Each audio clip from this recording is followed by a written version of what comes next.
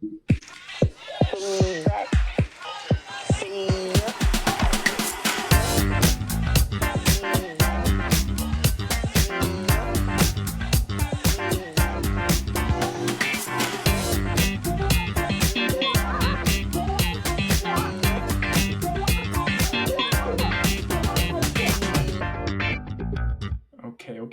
Welcome back Welcome to back. Footy Thoughts, Week 2. Week How we 2. doing, Casey? We're doing all right. Some of us had some big games this weekend. A good 3-0 clean sheet from the boys over here. How about you guys? Just kidding. I'm kidding. Okay, we won't talk about it. Maybe not. But overall, few surprising results. Sunderland 3-0 win. Maybe not that Electric. surprising. West Ham was kind of a favorite to be one of the few relegated outside of the new three promoted, but I still thought a 3-0 win was definitely not in the cards. Yeah. And then I was trying to be cute too in terms of teams that are on track to be relegated. I was like, Brentford could do something here. They could sneak a little something, but then of course their best player, Mikkel Damsgaard, out due to having a baby. Didn't see that one coming. Didn't even know that happened. It's just fun finding out little tad bits. When you make a bold prediction and it goes straight out the window because the guy's having a kid. You just had no shot to begin with whatsoever. But no, Liverpool won 4-2. City won 4-0 as expected. What did you think of the United Arsenal game? Were you able to watch that? I did watch it. I watched it casually. I was doing something else. I can't remember what I was doing, but I do remember United's defensive shape just posed to be a big, it's hard to explain. Arsenal did not look good. They didn't look good at all. They couldn't get the ball into dangerous positions, and it was very shocking. It was shocking to watch Arsenal struggle that hard when they normally don't in those situations. They can break through lines, and they were usually able to do it pretty well. Odegaard and Declan Rice and Zubimendi played great games. I mean, usually when a team breaks down, it starts in the midfield about some main chance creator or ball controller in the midfield not having a good game. They had great games. Something was breaking down from a structural standpoint with Arsenal where they just couldn't break any lines. They couldn't create any chances for Gyökeres at all. Man United left that game filling the stat sheet, and they lost 1-0. There's not much to say there. I mean, a lot of people are worried about, the viability of Gyökeres at his price in fantasy, and Saka had a weird game and all this kind of stuff. But I think it was just a weird game. I think it was a one-off type of game like that. I don't feel that happening. I will say, Mbeumo and Cunha, they looked good. Yeah, they looked good. Passed the eye test. Enjoyed watching them play.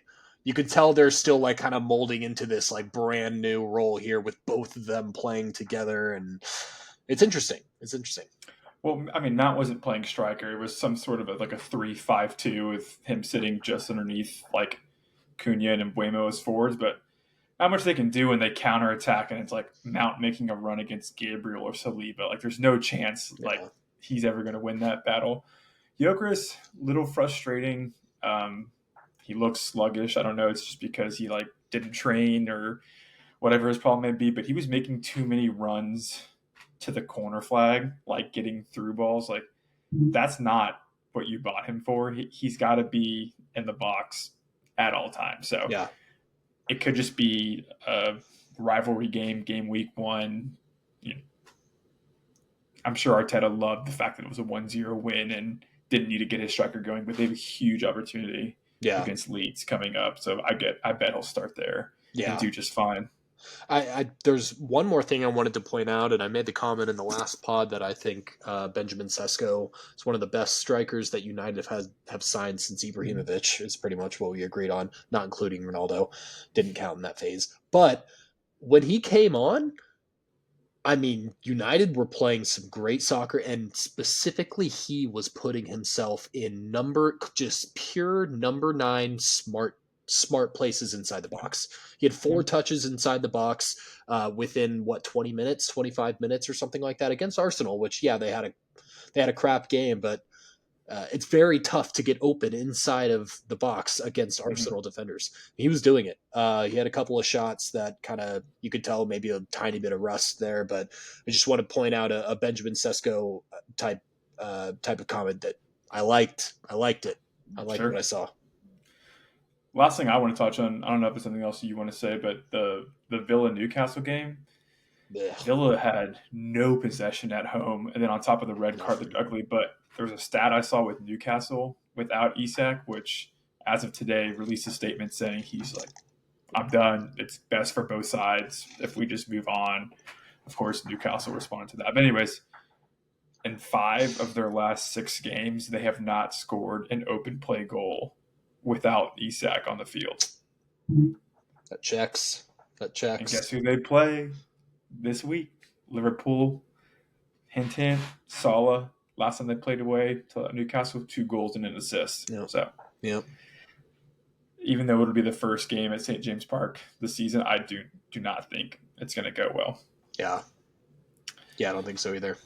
So I was messing with you earlier, but if you want any parting words with the let's do the City game first. Not too bleak. Okay, yeah, fine. Yeah. Let's do the City game first because I do want to touch on that because I watched that whole thing and I mean, goodness gracious, was that fun are Wolves bad or City just Wolves? No, Wolves. I thought they tried their best to hold their own and didn't look terrible doing it. I mean, Oscar Bob was all over the place. I'm just going to start with him because he's kind of the random name here. Yep. I mean, he was all over the place. Dude was looking like a prime blank. I don't know. His dribbling was insane. Like, he looked really, really good. Holland was dominating per usual. Reinders, like we're gonna call him reindeer. Reinders, we call him reindeer. I mean, all the conversations and comments I heard is like, oh, he's only 5.5. He scored X amount of goals. What was it, 16 or 15 or something with Milan last year from a like more deep lying center mid position. Dude was electric. This wasn't even just like. Yeah. I mean, he was all over the place. He was making the most it was a pure soccer IQ type of thing.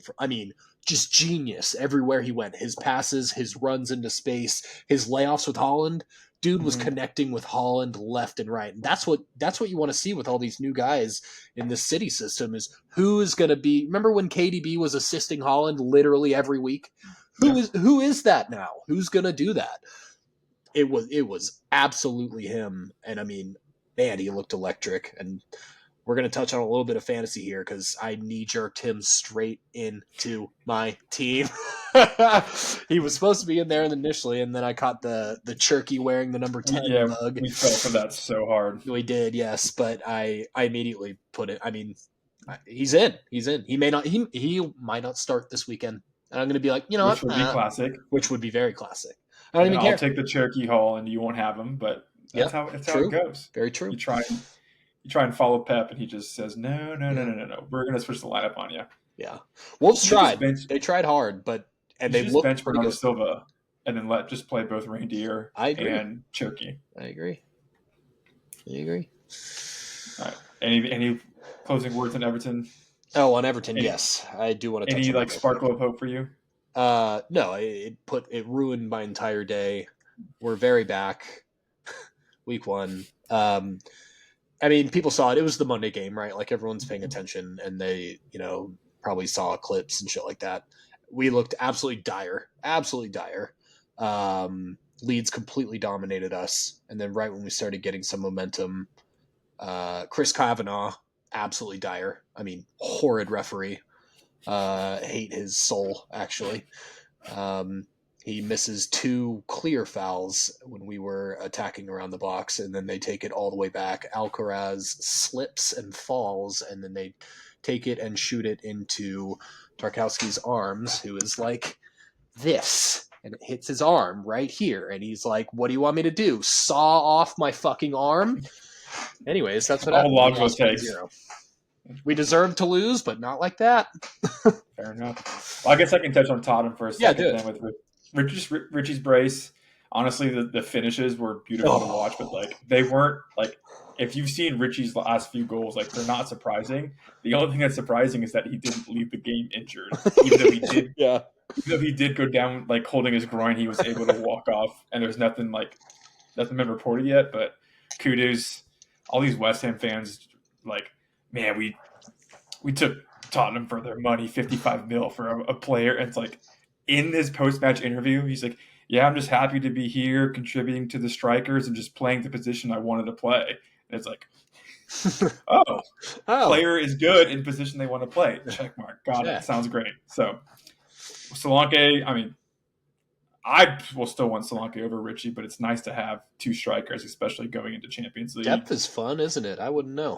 It's a fun concept, and we had the young Archie Gray, Lucas Bergvall double pivot use coming up, and I we'll finally move on and start to preview. But Eze has not signed yet. We have 12 Fabrizio Romano tweets saying, "Here we go soon," camps in contact, but still nothing yet. So hopefully by the time we record next week, he will be in a Tottenham jersey. That would be fun for you. It's not too late to jump over here. Just letting you For know. my expense. Okay, we'll move on. So this game week starts out with West Ham Chelsea on Friday. Do you want to talk about that? Because maybe you're picking somebody? I mean, just a quick one here.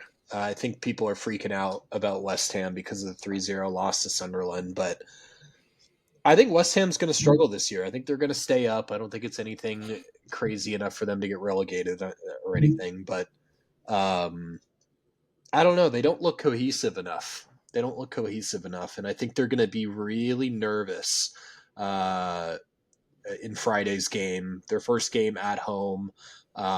Chelsea is going to relentlessly put them in very scary positions. I don't think their defense is qualified enough in the Premier League to be able to not make mistakes. Right. Of course, every team has a defensive mistake or two, in a game, but I think Chelsea will be scoring goals based off of West Ham defense mistakes, if that makes sense. If that's kind of puts it all into perspective of what I'm trying to get an opinion out on West Ham. But I am choosing Cole Palmer this week.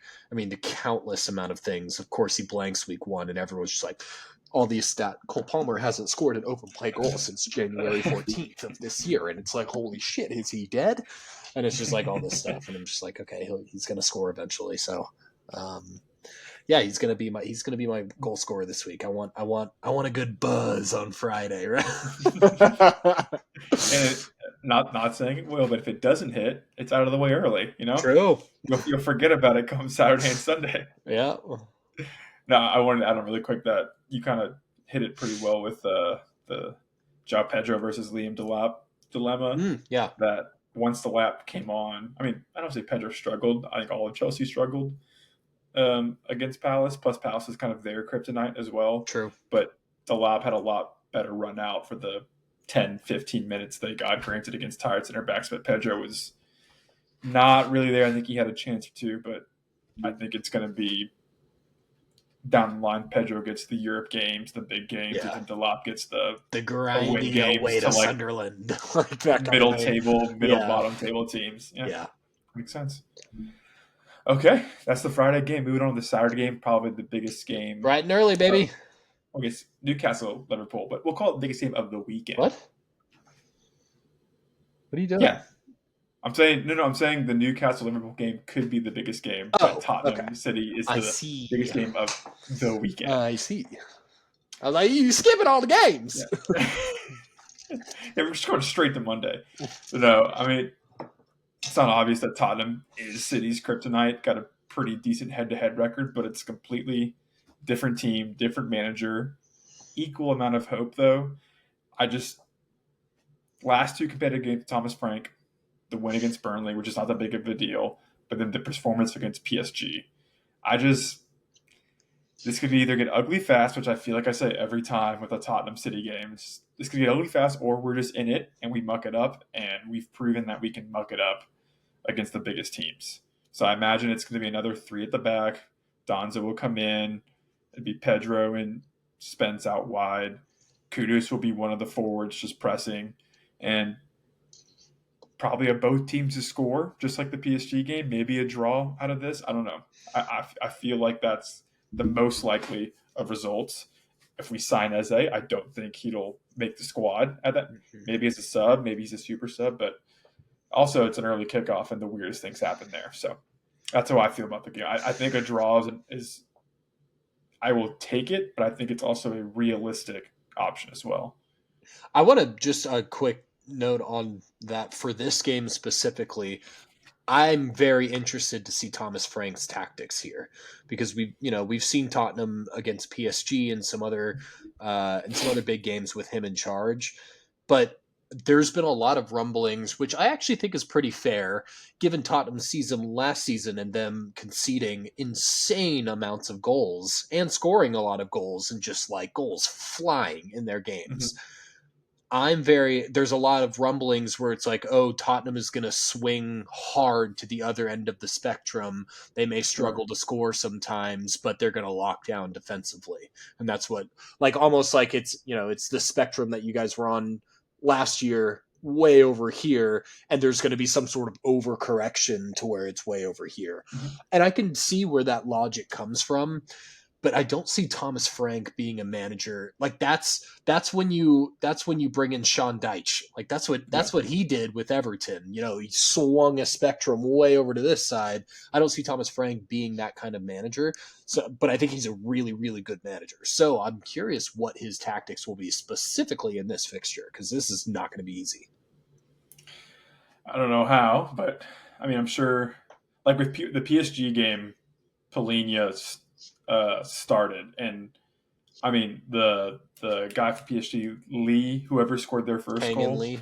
had a banger of a shot. Like I'm not Mm-hmm. saying that like we had no, but as soon as Polina was subbed out, and I forget who the other player was, we immediately Fell apart. fell apart. Yeah. Like all kind of leadership and you know whatever you want to call it, we just fell apart. So I think Polini has more training under his like. I think he will, if he's able to, he will play all 90 of Oh, this he game. starts. He starts and Well, he'll plays. start, but I don't know if he'll Oh, I play see what you mean. all 90 Yeah. because he came on as a sub against Burnley, which makes me think, as I say it, yeah, he's being rested for the City game to have him. So Yeah. I, not that you can just man mark Holland, but like specifically Reindeer, he's not going to have the freedom he had That's very against true. Wolves. Yep. He's That's not going to absolutely have true. like it's going to take a Bernardo Silva moment, even though I said he should be benched. It's going to take a Cherky moment. It's going to take Yeah. some sort of Doku excellence. well, exactly how PSG scored their second goal. It's going to take a little 1-2 on the outside, beat the defender finally, and cross it in. Like there's not going to be any kind of open field play that we're going to allow Yeah. on purpose, at least. Counter attack. Who can say Agreed. from there? But we'll leave that alone. But do you like that, the draw on Yeah. that one? I think this is either like a gritty one. I could see this being a 2-2 where both teams score early, grind, and then both teams score late sort of deal, like drama. I think there's goals in here. I don't think this ends like a 1-0 by any means. I agree. So next we've got at the 9 a.m. kick, Bournemouth Wolves, Brentford Villa, and then Burnley Sunderland, which I think did we joke about it last week that Burnley Sunderland was we joked or about maybe it on the mic the other day where oh I yeah. was looking at fixtures. I was rolling Burnley Sunderland. Now that's a sneaky good game. I'm genuine. Like I'm most That's excited. what for I'm that gonna game. watch. I'm not gonna watch the other Yeah. two games. That's just gonna be like either the grossest game or the most exciting. It'll game. have the most moments in it. Let's just put it that way. Even if it ends like 0-0, it'll have moments. But we've touched on Wolves previously with the City game, and then Brentford at first game at home. But I mean, Villa weren't impressive either. So how crazy would it be if Brentford get a result? Like it's not crazy. That game's going to be pretty gross. I mean, small sample size, but like Villa had 4 or 5 total shots. Yeah, that game against Newcastle, and they were at home. So that's a grinder of a game. I am slightly excited for Bournemouth Wolves because from the eye test, like Wolves looked pretty darn good. I mean, they were aggressive. They were passing the ball around quickly. They were exciting. Bournemouth has been decimated in their defense, but they were still pretty exciting on the like. This could be a 3-2 Their or something like that. their Either counters. We team. should have mentioned it. Their counters were fun against Liverpool. Bournemouth, yeah, Semenyo's yeah, Semenyo's whatever was the long solo run was yeah. just like Semenyo. anytime he has I'm not saying like a one-on-one with the goalie, but if he has a shot that's not going to get blocked, it's just electric. It's Yeah, just I agree. dipping, swerving, like it's always has a chance to score. So Yeah, I'm excited for that game too. The 11:30 kick, we got Arsenal Leeds, first home game for gotta see Arsenal. something from. They got to be really damn good. Yeah, Leeds were good. I mean, they were good. Like, but they were at Ellen Road, and I think yeah. I think their first game against a very defensive team like Everton at Ellen Road to start out, it was written in the cards for them, sort of thing, and they absolutely dominated us.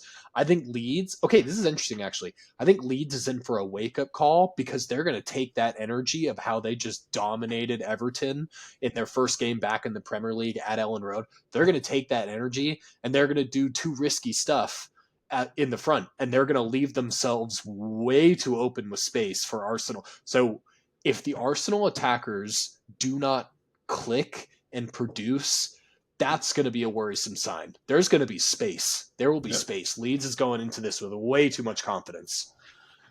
I liked for Leeds was their signing Anton Stock Yeah, that's my from boy. Hoffenheim. Of That's my course, it's your boy. boy. Yeah, Of it's course, my it is. boy. He Ask had. Warren. He knows. I'm looking now. He had 4 chances created, 2 shots on target, Mm-hmm. and he took 6 corners as well. So I took his yellow card. It's like the only thing he didn't get. of course you did. Yeah, but no, I agree. I like it's easy to say because it's Arsenal against a newly promoted team, but I mean, 60 minutes in, and if like Gyökeres doesn't have like a shot on target yet, I don't know. I will explode because I've spent 9 mil on him on FPL, but it's just Yeah.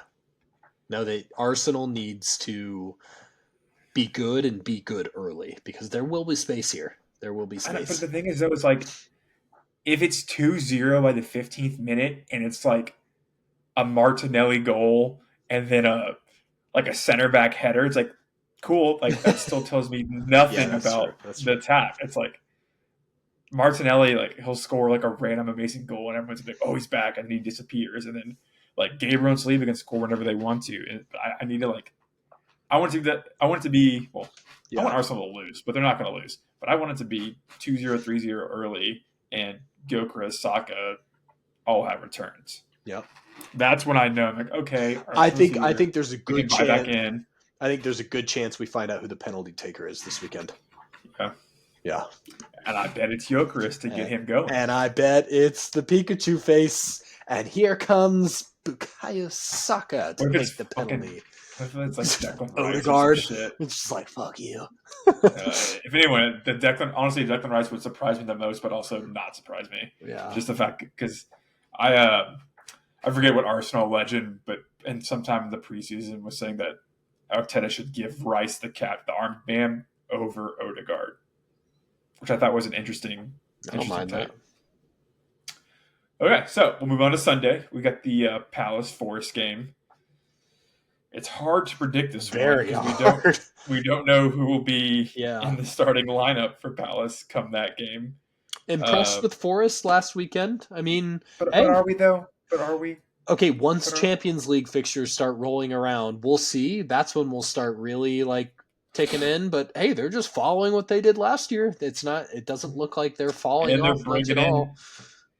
They got a here we go soon to Douglas Luiz today, Yeah. who like, Anthony I'm not the biggest fan of Alanga him. looked, or no, he's on Newcastle now, isn't he? And Doy, your boy. Oh, that's right, Dan and Doy, yeah. my boy, Yeah. my boy and Doy.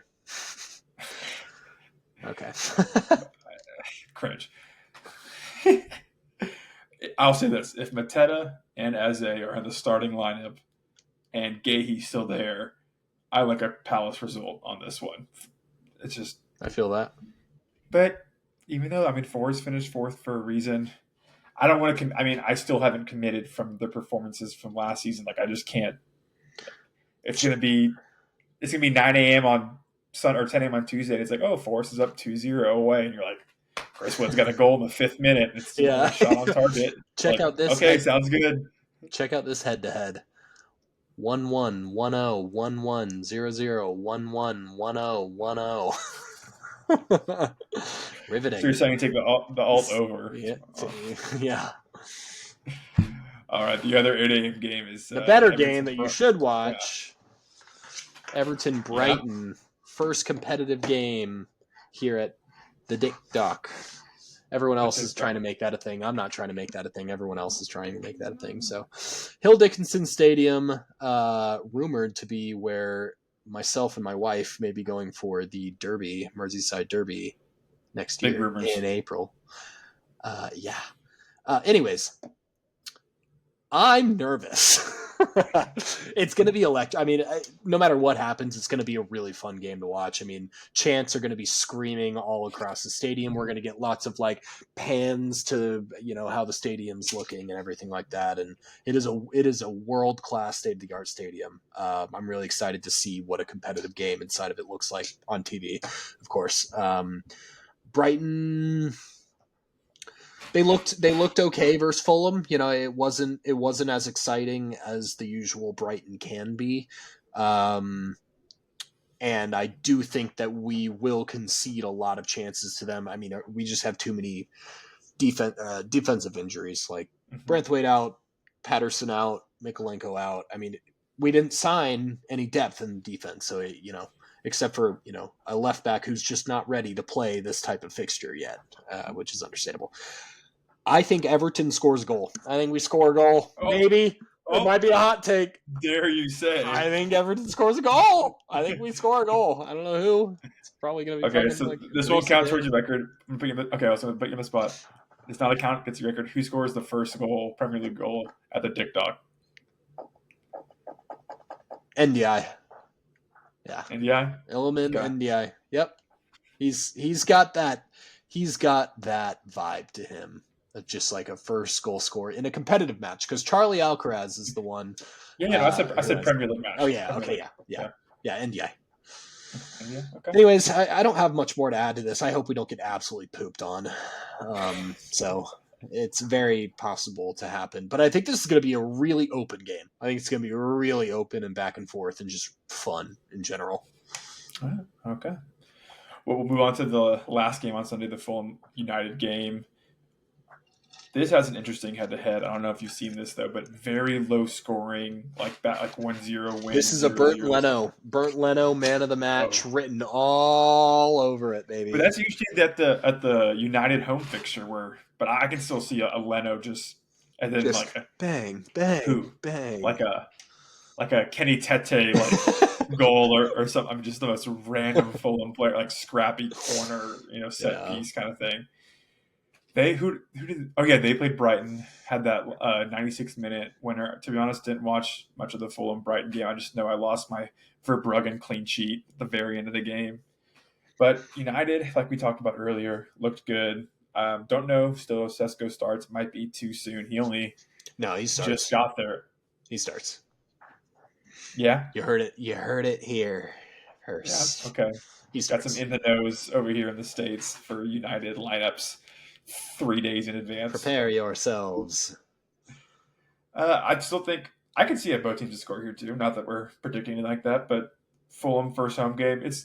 We're in that part of the year. I mean, we're in the beginning of the year where the X factor of how a team performed goes up because it's the first home game of the season. Still, if this is later in the year, could see just United kind of. This might be a hot take, but I just think United. And it's very easy to overperform 16th place in the Premier League, but I think they will be a very dangerous team this year. Yeah. Especially on a one-game sample size and their new signings. I like Mbeumo, I like Cunha. Sesko, we both like. I think they can figure it out in defense still. So, and they're linked with Donnarumma. I don't know if you saw that. Yeah, I did. That would be a huge help for them. Yeah, I mean, they were in for a positive regression no matter what. But I'm on the.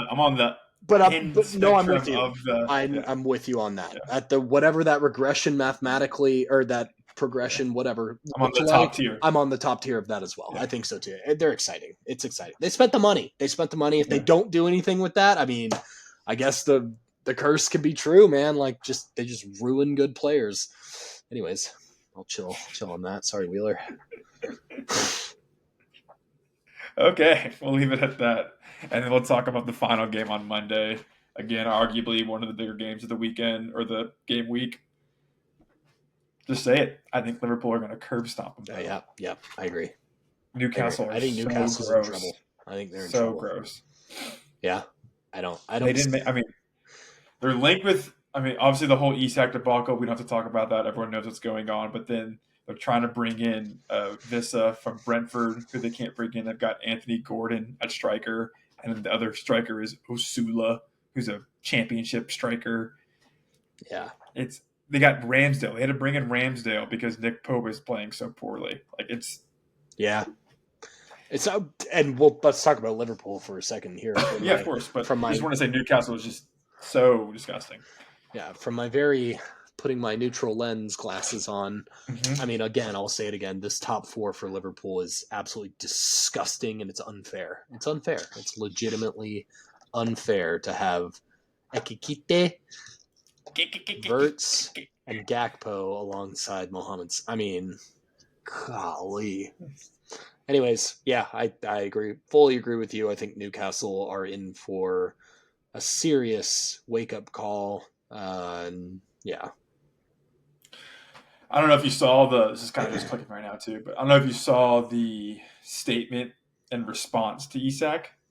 No, I didn't know about that. I saw his statement. But Newcastle basically said back, we never dishonored an agreement. Like at the end of the day, we've got to protect the club and our glory and our like, money. Moscow club essentially is what they said. And it's just like events like this, if we predict correctly that Liverpool beat Newcastle, I'm not saying Newcastle have to sell Isak as like, oh shit, they were right to Liverpool, but like they've got to move on from this because they can't go into. They're in Champions League, right? They can't go into whatever Europa League or Europe soccer they qualified for, having Isak just like chilling at the training ground, just like playing with the U23s. So, and it's not Eddie Howe's fault. I mean, they did sign Jacob Ramsey. Not that he's like a caliber player that's going to change the team, but they are doing something. They just got to move on because this transfer window is closing fast, and they cannot compete in the fall up until the winter break with what they have. Yeah, I'm with you. I think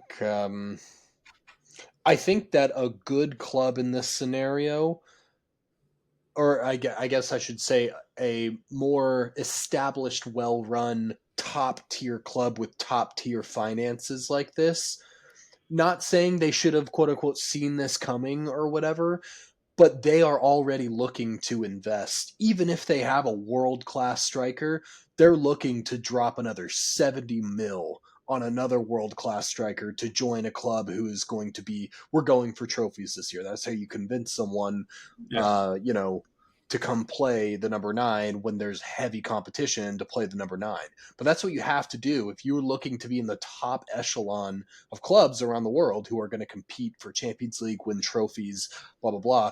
You have to make a 70 mil number 9 striker when you already have an 80 mil number 9. Like that's what those clubs do.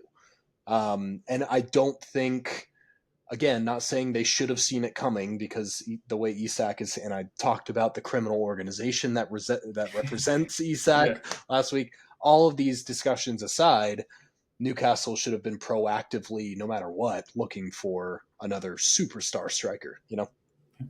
Yeah, I agree.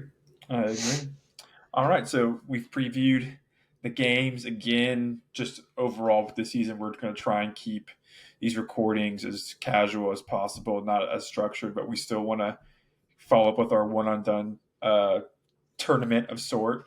A little recap, a one and done of goal scorers between game week 1 through 18, and then the player pool will reset from 19 to 38. I chose Ekitike this week, who scored, so I can't pick him again. Casey unfortunately chose Watkins, Ollie Watkins. Ass of a game. So the floor is yours. You get first pick since I got it first last week. First pick is Cole Palmer this week. Not that I'm extremely confident in it. I just want to watch the game with something to root for on Friday. And then Mhm. also because there the countless amount of reminder tweets. Cole Palmer hasn't scored an open play goal since January 14th, and blah blah blah blah blah. All of these things. So I'm just like, you know what? Silence the haters in a London derby. Let's see it. There you go. Well, hey, to follow that stat of no open play goals since January, I didn't know who to choose this week just because Arsenal, Saka hasn't done the same thing. Mm-hmm. And then, you know, I'd rather pick him or Gyökeres once I see them finally score a Premier Mm-hmm. League goal. So, not that Leeds is like a hard opponent, but then you got Liverpool away, you got United away, you do have the City Tottenham game, but like I want to save Holland for something else. So, I am going with Semenyo from Mm. Bournemouth to score against Wolves, fresh That'll be off a a hot brace start with him, huh? Yeah. against Liverpool. I mean, it's kind of an FPL hedge just because anyone who went with him now has the home match against Wolves. I don't think he might. And Danielson will probably still have penalties, but he was already kind of the talisman last season. But now that like all the star talent, aka like anyone good they had was defense and they're gone, he's sort of like I am the best player in this squad now. Where did This is Justin going to Kluivert be. go? He's injured. He's injured. Oh, okay. That Yeah. makes more sense. I see. So I just think that he already has star power. Wouldn't be surprised if he leaves somewhere in the next summer. So I think this is his like breakout season to have. And Yeah. even though Wolves kind of look good at home against City, don't really see them keeping a clean sheet away to Bournemouth. Yeah. So yeah, I like it. Casey Cole Palmer. I chose Antoine Semenyo. So with that, that is the end of the game week two. Well, game week one review, game week two preview. Looking forward to being more consistent with this year with these, Mm-hmm. having a lot more fun, keeping more casual. Uh, Anything else to say before I sign us off? Good luck in your games and your bets and your fantasy picks and your goal scorer picks and whatever you have going for this week. Good luck to all of you. All right. That was it from Casey and I. Peace. Peace.